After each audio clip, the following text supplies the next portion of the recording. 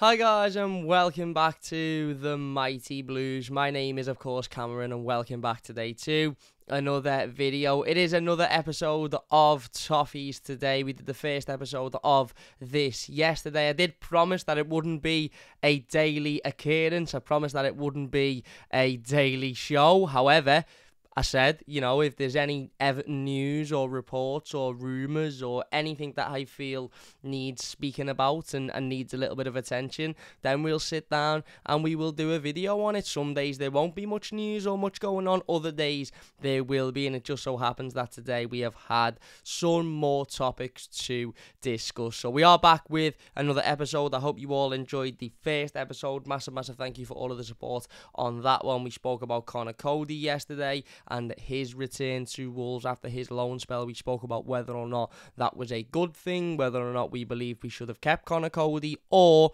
whether or not we think it was the right decision for him to head back to Wolverhampton Wanderers upon the completion of his loan move. Today, we're going to talk about Everton's Player of the Season awards. Everton have held their Player of the Season awards, and we're going to go through each and every one of them and discuss them in a little bit of detail, as well as talk about some rumours, one regarding Amadou Onana and his future. Whether or not that will be at Everton Football Club remains to be seen, but we're going to have a little bit of a conversation about that, as well as Crystal Palace forward Jean-Philippe Mateta, who has been linked with a move to Everton this summer. But anyway, let's get straight in to today's episode, and we'll start with Everton's Player of the Season awards. Everton announced earlier on this morning that Jordan Pickford has won Everton's Men's Player of the Season award. I believe this is Jordan's third time in 6 years winning this award, and it just shows how important Jordan Pickford is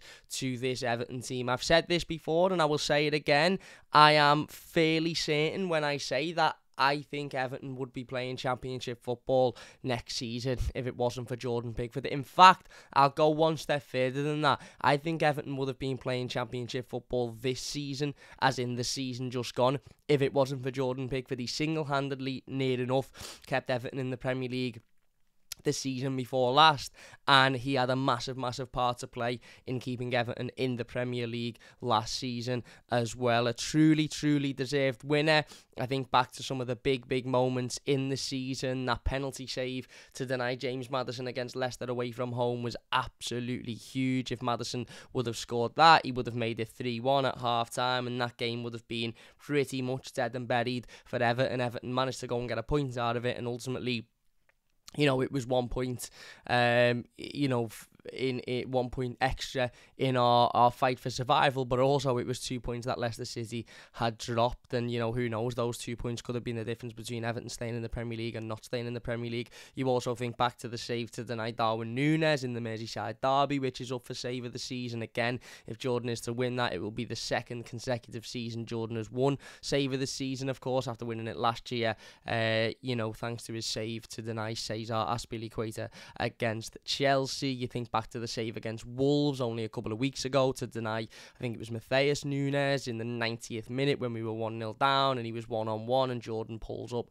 with a massive save. He made a big save against Bournemouth, which, okay, on the face of things you may look at and think he should make, but given the circumstances, given the situation, given the pressure of the game, it was an absolutely huge save. So I don't think you will find many Evertonians that are questioning Jordan Pickford being Everton's Player of the Year, or Player of the Season, should I say. I, for one, I'm a massive fan of Jordan, and anybody that has watched this channel and anybody that has been around this channel for the last 4 or 5 years will know that I truly believe Jordan Pickford is one of the best goalkeepers in world football. And if you do not agree with that, then I simply do not have time for your footballing opinion, and I simply will not listen to any footballing opinion you have if you will flat out sit there and deny that Jordan Pickford is one of the best. He has proven it time and time again, not only for his club but for his country. He was single-handedly the reason England were in a European Championship final penalty shootout and remained in that penalty shootout for as long as they did. He was one of the main reasons England got to a World Cup semi-final in 2018. He was completely faultless in the last international tournament, and for Everton he has been pretty much faultless for the last 2-3 years or so, and as I said, a massive component in Everton staying in the Premier League, and one of the biggest components. And if it wasn't for Jordan Pickford, as I said, I've got no problem in admitting that I don't think Everton would be in the Premier League. So massively well deserved, and obviously massive congratulations to Jordan. He's also recently come out and spoken about his future. Paul Joyce reported on Monday that Jordan Pickford has no desire to leave Everton, even if he does have interest from other Premier League clubs. He's settled at this football club, obviously recently signed a new contract, and he has absolutely no desire to move on. So yeah, as I said, truly one of the best in world football, and absolutely deserving of that Men's Player of the Season award. In regards to some of the other awards, Dwight McNeil won Everton's Young Player of the Season. Again, truly deserved. Somebody that, you know, has had his fair share of criticism this season, and rightly so at times. He didn't have particularly the best start of the season. Obviously, massive pressure on his shoulders coming in to effectively be the replacement for Richarlison, and that wasn't his fault, by the way. It wasn't Dwight McNeil's fault that he was brought in to be the replacement for Richarlison, so that expectation and that pressure was almost undeserved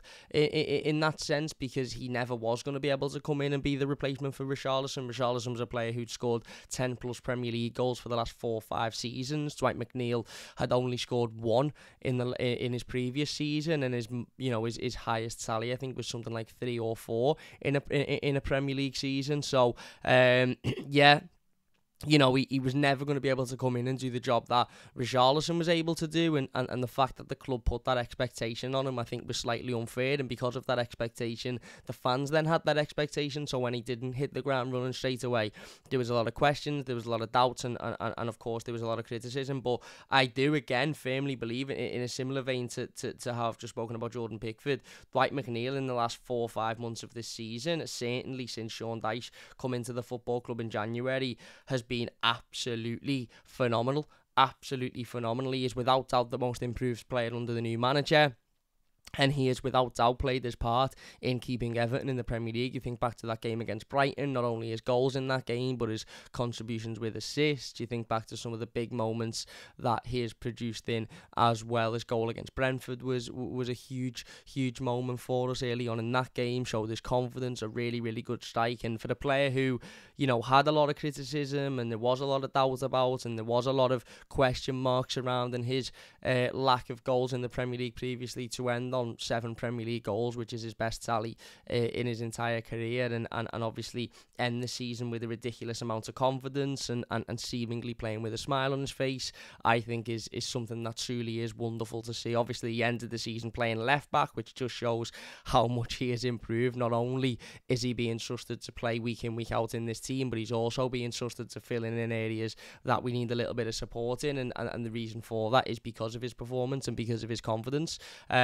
So yeah, you know, some of you will know I'm a massive fan of Dwight McNeil. I have been all season, and I said, I think at the start of the season, you know, be patient with Dwight McNeil, because he will come good and he will have a good season. And ultimately, you know, some people will still believe he isn't good enough. Some people will still have their opinions on him, and that's fine. But he ended the season Everton's top goal scorer, and you know, with his best season as a professional footballer, certainly in terms of his goal return and assists. So massive congratulations to Dwight McNeil, of course.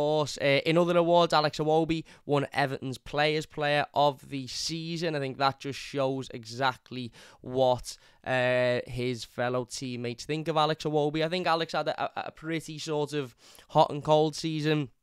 We are going to do the 2022-2023 seasonal player ratings. That video is going to be a live stream probably within the next 2 or 3 days or so. I might do it on Monday evening, and then obviously we will do our full season review. But when we do the seasonal player ratings, you'll sort of gauge what my thoughts and opinions are on Alex Iwobi's season. I think he's had some really good moments, and I think he's had some quite poor moments. Overall, generally, you know, listen, is he the perfect player? Is he the absolute perfect forward, winger, midfielder, whatever you want to call him, that we need? No, he isn't. He doesn't score enough goals. He probably isn't involved enough in goals. His stats would tell you that, you know, creatively he's the best player on the team, and he's certainly the most effective player on the team. But we need more than stats. We need actual evidence of him getting on the score sheet, getting the assists, etc.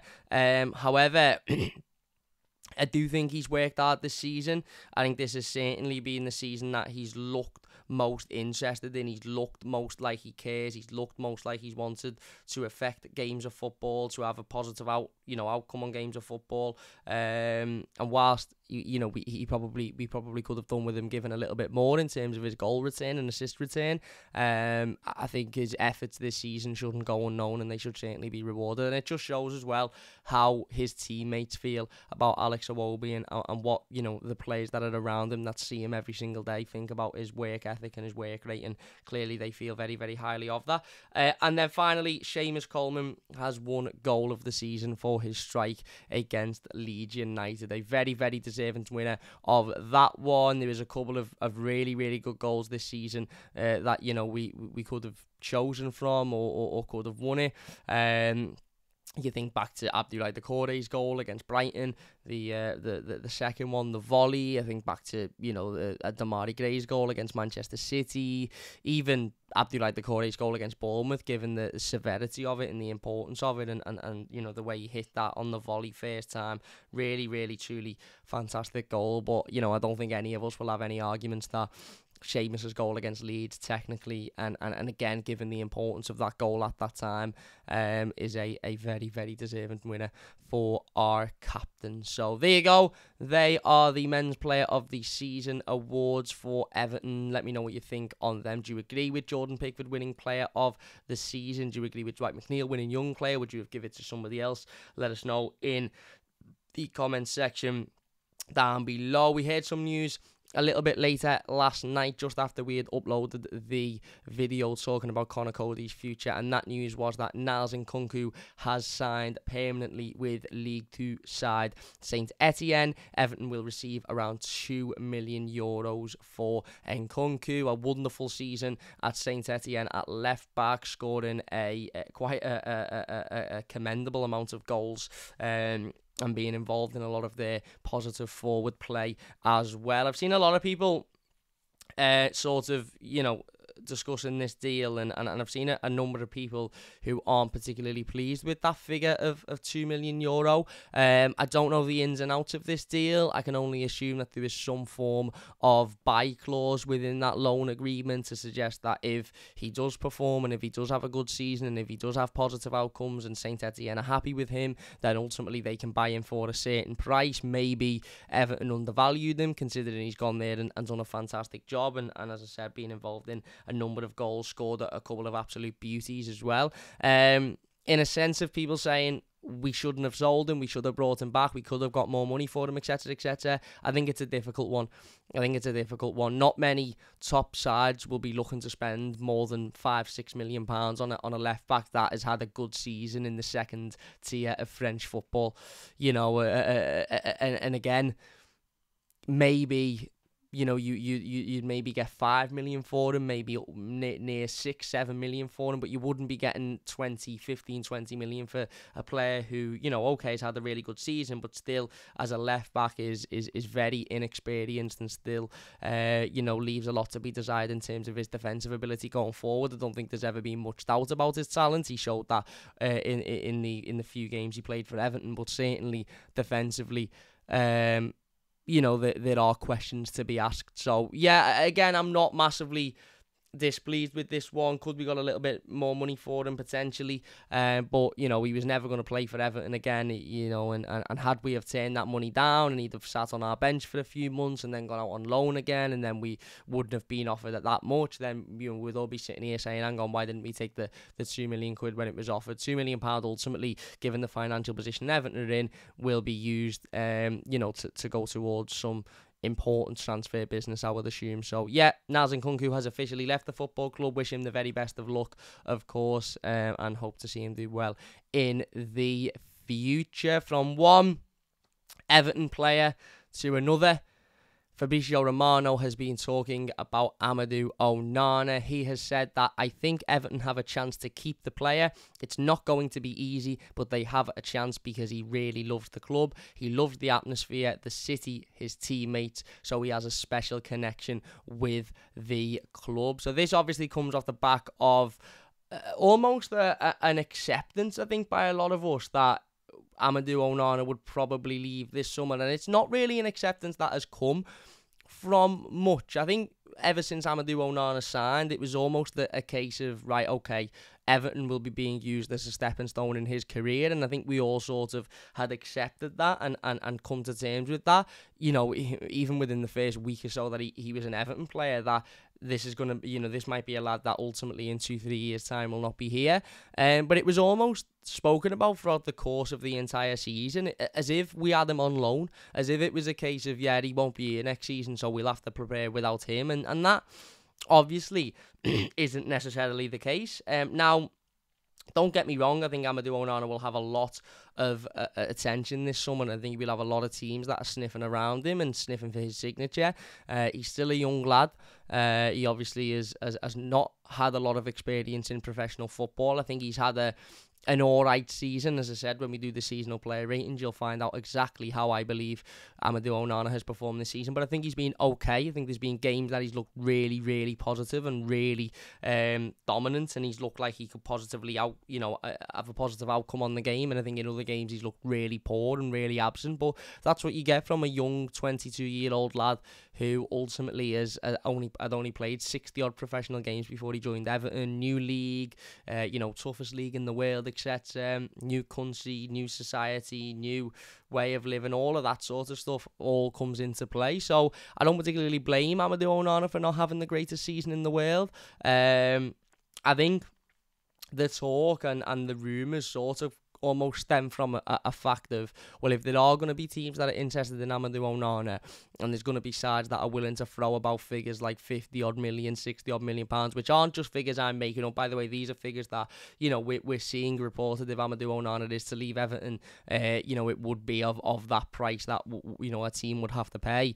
Then I just simply don't think Everton can afford to turn that money down. Now, would I be absolutely devastated, crying my eyes out, if Amadou Onana stays at the football club and nobody actually deems him, a 50-60 million pound player, therefore doesn't put the bid in? No, I wouldn't, because I think he's definitely got potential. I think he's definitely got talent. I think he's building a relationship and a rapport with the fans, and I think having him for another season won't necessarily be the worst thing in the world. He's big, he's physical, he's showed at times his potential, and he definitely is a sort of a diamond in the rough. And another season in the Premier League with more experience, with more time under his belt, will definitely be of a benefit to him. And if that's in an Everton shirt, it will be a benefit to us as well. However, for me anyway, I can only give my opinion on what I think. If Everton receive a 50 odd, 60 odd million pound bid for Amadou Onana, I think we would be silly to not sell him. And that isn't because I don't think he is a particularly great player, or I don't think he'll ever be worth that. Amadou Onana could very, very well go on and be a 100 million pound midfielder in the coming 4 or 5 years' time. But the reality is, he may also go on and not be that. He may also go on and just be a decent, average Premier League midfielder. There's equally as much chance of that happening as there is him going on and being an absolute world beater. And the other reality is Everton cannot really afford to be turning down that much money for a player who ultimately this season didn't have as much of an influence on the team as that price tag would suggest. If Amadou Onana was a striker who scored 20 goals this season and pretty much single-handedly kept Everton in the Premier League, then it's a much more difficult decision, because you look at it and you go, hang on, but if we sell him, we're losing those goals that kept us in the Premier League. How are we going to replace those goals? How are we going to bring somebody in that's going to give us what he gave us for that price?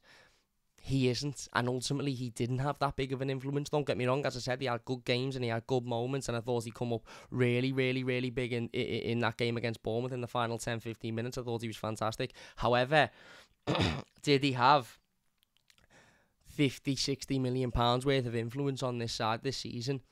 No, he didn't. And we could get that money, bring it in, and this is a completely philosophical and metaphorical situation, by the way, because nobody's bid anywhere near that money. Nobody's bid anything yet, and if they do, there's no guarantee it'll be anywhere near that figure. But let's say it is that figure, 50 million quid. We bring that money in and we reinvest that in other areas that need addressing as a matter of urgency. Striker, for example, creative midfielder, for example, another winger, another centre-half, now that we've lost Conor Cody and Yerry Mina, and all of a sudden, yes, you're losing the potential of a really, really fantastic footballer, but you have got the opportunity to bring in some good players in key areas on the pitch. And some people will go, yeah, Cam, but what if Amadou Onana goes on and in 3 years' time he's the best midfielder in the world? That's absolutely sound. I've got no problem with it, because as long as it means that Everton have reinvested that money properly and guaranteed our safety and our security for those next 3, 4, 5, 6, 7 years, then I've got no problem with him going on and being the best midfielder in the world. The fact is, he isn't that now, and his influence on the team now, for me, wasn't enough to deem Everton rejecting what may be a huge bid, and it mightn't be, and a bid mightn't come in. And if a bid doesn't come in, then I'm absolutely fine with Amadou Onana staying at the football club, because I do think he's got potential. I do think he's a little bit of a diamond in the rough, as I said, and I do think that if you can, with more experience, with more game time, with a full pre-season behind him, I do think he genuinely could be a top player for Everton next season. So I'd like him to stay equally. But if we get a big bid, I think we'd be silly to not sell him, especially given our financial position. Let us know your thoughts on that one in the comments. I do feel like there'll be polarising opinions on that one, so I'm really, really interested to hear what you all have to say. And then finally, we're going to end on another transfer rumour. According to Bild, who are a German publication, they have stated that Everton and Galatasaray are interested in Crystal Palace striker Jean-Philippe Mateta. The French 25-year-old wants to leave and prefers a move to Germany. Palace are willing to loan him out. So again, Mateta, I haven't massively been impressed with him, I'll be honest. At his time at Crystal Palace, I think he's done all right at times. He's a striker. He can score goals. Has he, have Crystal Palace got the best out of him? Probably not. Could Everton get the best out of him? I don't know. But the reality is that there's still a long way before this becomes anything more than just a transfer rumour. So at the moment, it's worth keeping an eye out, and it's worth, as I said, discussing, because I do want to hear what your thoughts are on this one. But obviously this is just the first of what will probably be endless amounts of transfer rumours regarding players that will never sign for Everton Football Club this summer. I'd love to, at the end of the transfer window, when the transfer window slams shut, I know people love that saying, I'd love to sit here and do a list and calculate a number how many players I've spoken about on this channel over the course of that transfer window that Everton haven't signed, how many different players we've spoken about. I'd love to do it, because I bet you it'd be in the hundreds. I really, really do. But anyway, we are going to leave it there. If you have enjoyed this one, please do leave a like. As I said, I hope you are enjoying these Toffees Today videos. It would mean a massive, massive amount to me if you could hit that subscribe button. If you are, we will be back over the coming days with the 2022-2023 seasonal player rating, so don't forget to look out for those. But if you have enjoyed this one, please smash that like button, hit the subscribe button if you are new as well. Big, big thank you all for watching, and we'll see you later.